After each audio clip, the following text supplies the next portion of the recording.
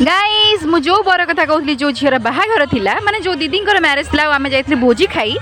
से दीदी बर आसी गाँ भितर आसी बहुत दूर एबे भी अच्छी गीत तो शुणा गला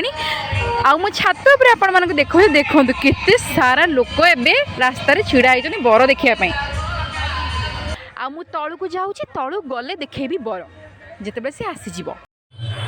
बाबा रे एत्तिकी लोक नेकी आसी से बर एत्तिकी बर यात्री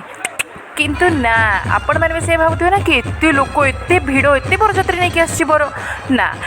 मु बहुत ध्यान सहित देखला मु भाविली मत भी से ही लगुला जहाँ आपण मानक लगुच किंतु बहुत ध्यान सहित देखला मु बुझीपारे कि अरे आम साई छुआ दलटा भितर पशि नाची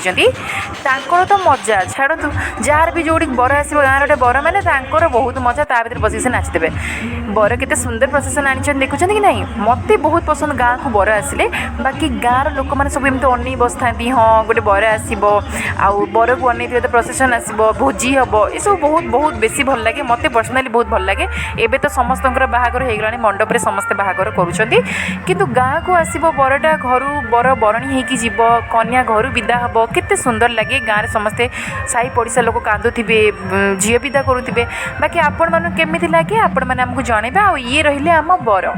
सी तो बहुत चिल माइंडेड थे लोक जी भी अनौला से अनेक स्माइल करुले बाकी